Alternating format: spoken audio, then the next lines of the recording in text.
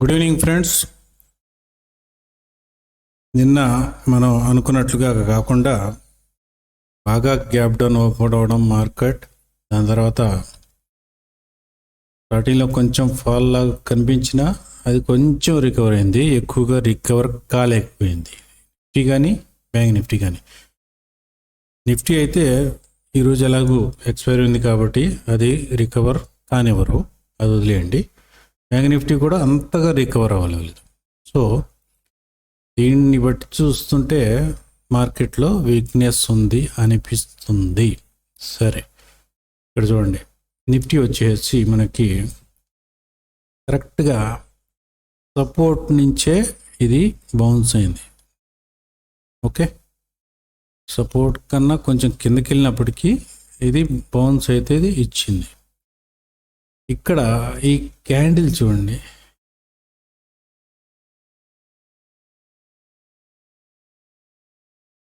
దీని సపోర్ట్ తీసుకున్నట్టుగా అనిపిస్తుంది నాకు. సరే, దీన్ని తీసేసి దీనికి పెడదాం. ఓకే, నాకు తెలిసి దీనికి సపోర్ట్ తీసుకుంది. రైట్, కొంచెం పైన కింద ఉండొచ్చు కానీ సపోర్ట్ అయితే ఈ క్యాండిల్ తీసుకుంది.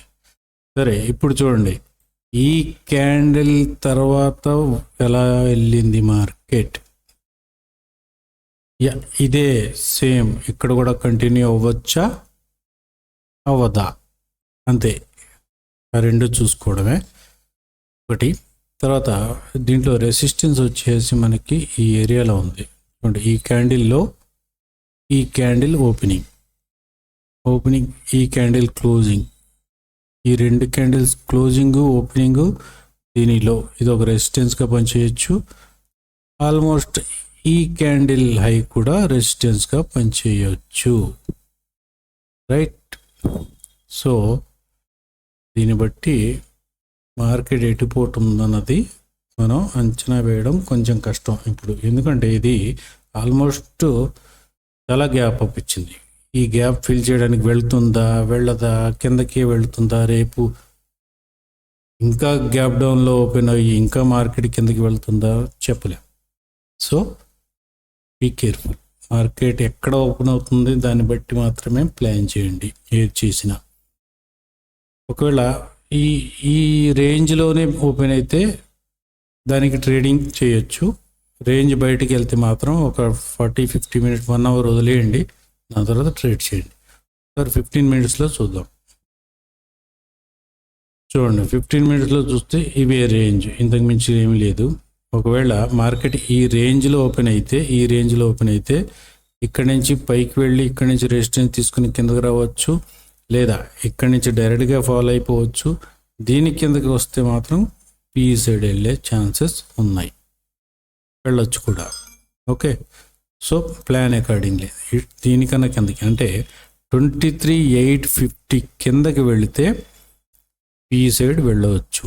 కాకపోతే ఏంటంటే 23,800 అనేది మంచి సపోర్టు, స్ట్రాంగ్ సపోర్టు. సో ఇది అంత ఈజీగా బ్రేక్ అవ్వకపోవచ్చు, ఇది మేబీ పైకి వెళ్తుంది. బ్యాంక్ నిఫ్టీ, ఫిన్ నిఫ్టీ కూడా పైకి వెళ్ళినాయి ఈరోజు. కాకపోతే ఏమైందంటే దీంట్లో ఎక్స్పైరీ మూలంగా దీన్ని నలిపేశారు, పైనుంచి కింద నుంచి కాల్ రైటర్స్ పుట్ రైటర్స్ నలిపేశారు, శాండ్విచ్ చేసి పారేశారు దీన్ని. అది జరిగింది ఈరోజు నిఫ్టీలో. సో ప్లాన్ అకార్డింగ్లీ దీని పైకి వెళ్తే సిఈ, దీని కిందకు వస్తే పి, అంతే, అంతకుమించి వేరే ఏమి లేదు. బ్యాంక్ నిఫ్టీ చూడండి, బ్యాంక్ నిఫ్టీలో కూడా ఏమైందంటే ఇది కూడా ఏదో ఈరోజు కొంచెం తేడాగానే అనిపించింది నాకు. పిఈ సైడు సిఈ సైడ్ కాదు కానీ చూడండి, ఇది ఈ క్యాండిల్ హై, ఈ క్యాండిల్లో ఈ క్యాండిల్ హై. రైట్, తర్వాత దీంట్లో సపోర్ట్ వచ్చేసి మనకి ఈ క్యాండిల్ హై వచ్చింది. చూడండి, ఇక్కడ ఎంత గ్యాప్ ఉందో ఆ గ్యాప్ మొత్తాన్ని ఈ క్యాండిల్ కవర్ చేసింది. ఇప్పుడు వచ్చి ఇన్నాళ్ళకి ఇక్కడ ఎక్కువ సపోర్ట్ ఉండేది, అది కాస్త ఈ క్యాండిల్స్ కవర్ చేసినాయి. ఇప్పుడు ఈ గ్యాప్ని, ఇక్కడ గ్యాప్ ఉంది కదా, ఈ గ్యాప్ని ఈ క్యాండిల్ కవర్ చేసింది. ఓకే, ఇప్పుడు దీన్ని ఎలా ట్రేడ్ చేయాలి అనుకుంటే దీంట్లో కూడా దీని పైకి వెళ్తే సి, దీని కిందకు వస్తే పి. ఒకవేళ ఇదే రేంజ్లో ఉండిపోతే కొంచెం టఫ్ ఉంటుంది మార్కెట్. ఓకే, 15 మినిట్స్లో చూసుకుందాం.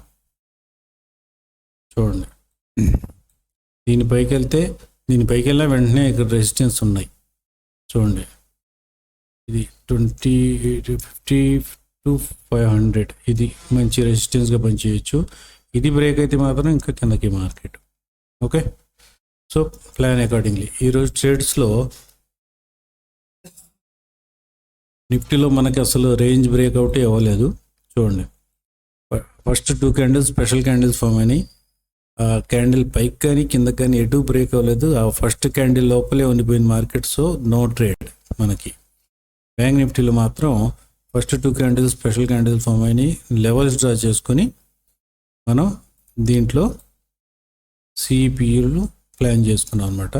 దాన్ని బట్టి చూస్తే మనకి 51,500 సి 51,500 పి, ఈ రెండిట్లో పిఈ సైడ్ ఒక్క ట్రేడ్ కూడా రాలేదు. సిఈ సైడ్ మాత్రం చూడండి ఇక్కడ యాక్టివేట్ అయింది, కానీ మనం ఈ రేంజ్లో బై చేస్తే పర్లేదు, బాగానే ఒక పాయింట్స్ వచ్చినాయి. 510 దగ్గర బయింగ్ అయితే క్లోజింగ్ 565 దగ్గర అయింది. సో ప్రాబ్లం అయితే లేదు దీంట్లో. అలా జరిగిందనమాట ఈరోజు. పర్టికులర్గా నిఫ్టీ బ్యాంక్ నిఫ్టీలో అయితే అసలు ట్రేడే లేదు. బ్యాంక్ నిఫ్టీలో అలా జరిగింది అది. సో రేపు ట్రేడ్ చేసేటప్పుడు చాలా జాగ్రత్తగా చేయండి. Gap down, gap up, flat ఎన్ని రకాలుగా అయినా కానీ అసలు కొంచెం చాలా జాగ్రత్తగా ఉండండి. పైగా రేపు ఫ్రైడే కాబట్టి market can move anything, any side. Okay, thank you very much.